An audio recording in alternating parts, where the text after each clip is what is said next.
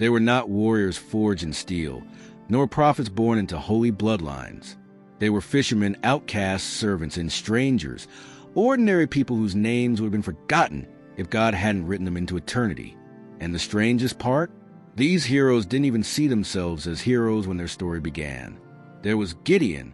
When the angel found him, he wasn't leading an army. He was hiding in a winepress, threshing wheat in secret, so the Midianites wouldn't steal it. His hands shook when he spoke. "Pardon me, my lord," he said, "but how can I save Israel? My clan is the weakest in Manasseh, and I am the least of my family." But the angel didn't choose Gideon for his strength. He chose him because God's strength could be shown through his weakness. And so, with only 300 men, Gideon faced an army too vast count. Torches in one hand, trumpets in the other, they broke the night with light and sound, and the enemy fell into chaos. It wasn't just a victory. It was proof that God doesn't need the strong to win battles.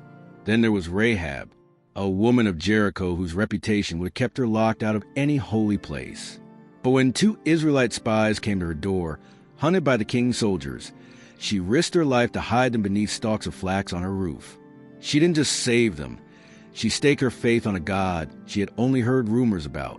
And when the walls of Jericho fell, hers was the only house still standing, marked by a scarlet cord fluttering in the wind.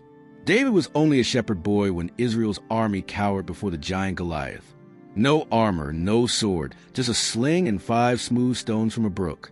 Everyone laughed, but David saw what they didn't, that the giant had already lost when he defied the living God.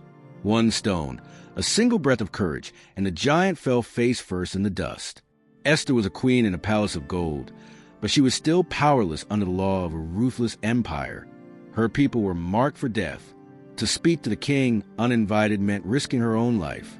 Yet she stood in the throne room, heart pounding, and said the words that could seal her fate. "If I perish, I perish." And because of her courage, an entire nation was saved. There was a boy with 5 loaves and 2 fish, nameless, faceless to history, except for the moment he handed over his small meal to Jesus. And in the breaking of the bread, thousands were fed.